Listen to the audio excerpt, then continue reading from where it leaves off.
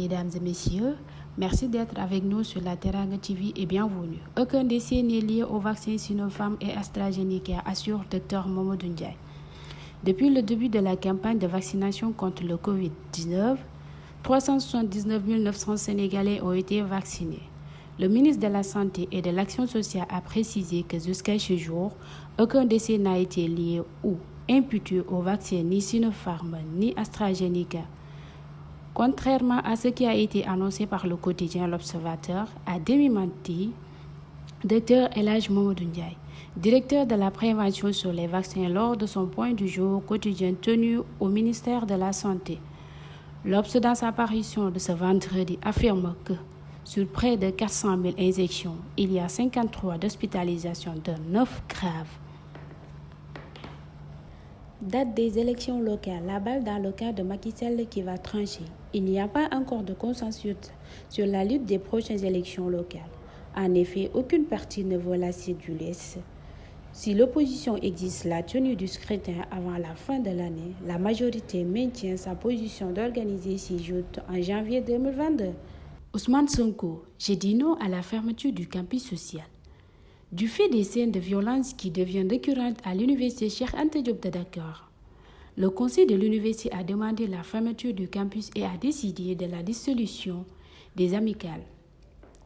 Mesure qu'Ousmane Sonko ne partage pas, il l'a dit dans une tribune. Je marque ma compassion à ces étudiants victimes d'un système incompétent, corrompu et injuste.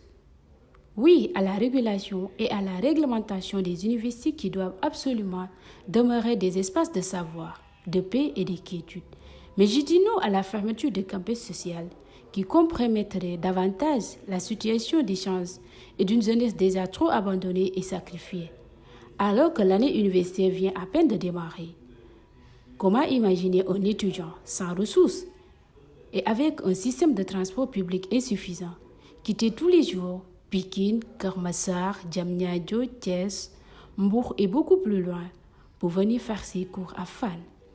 Pendant ce temps, le gouvernement continue de dévenger des intérêts nationaux aux étrangers d'entretenir un système d'escroquerie sur les derniers et biens publics, de dilapider l'argent public dans les rassemblements politiques farfelus et de mentir à cette jeunesse par des promesses chimériques d'emploi.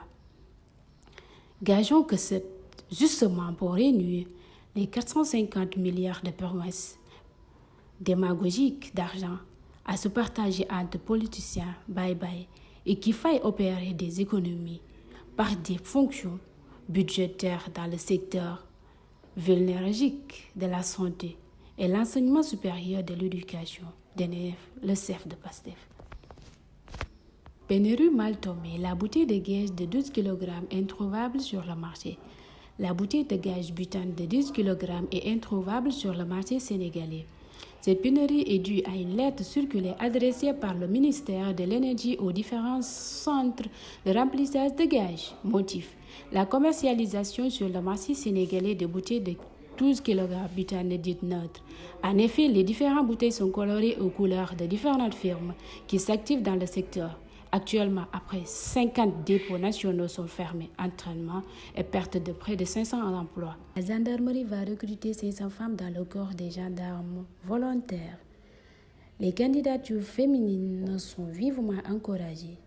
Selon la hiérarchie, à cause du taux de présence des femmes dans les forces armées, la gendarmerie prévoit de recruter un effectif de 500 femmes qui vont compléter les 600 anciens militaires et les 2600 civils âgés entre 18 et 28 ans. D'après les autorités de les Marais-Auger, cette démarche s'inscrit dans l'autorisation de recrutement spécial née de la volonté du chef de l'État de renforcer l'emploi des jeunes. Il estime que ce nouveau corps de gendarmes adjoints volontaires sera composé de militaires dont le statut leur permettra de participer à toutes les missions de la gendarmerie sur le territoire national, mais également à l'extérieur du pays. Selon toujours la hiérarchie, c'est un corps qui va servir à la différence des gendarmes auxiliaires sous un régime contractuel de 5 ans, répartis en 2 périodes effectives de service précises-elles. Les modalités sont prévues pour pouvoir les admettre dans le corps de sous-officiers de la gendarmerie. Le recrutement sera étalé sur 2 ans, 2021-2022. Il s'effectuera par vague de 500. Normalement, chaque trimestre, on doit recruter 500 gendarmes. Adjoints volontaires, renseignent les autorités. Le recrutement se fera à travers les commissions qui seront déployées à Dakar, mais également à l'intérieur du pays. Mesdames et messieurs, merci de nous avoir suivis sur La Teranga TV. L'information se continue sur La Teranga Info.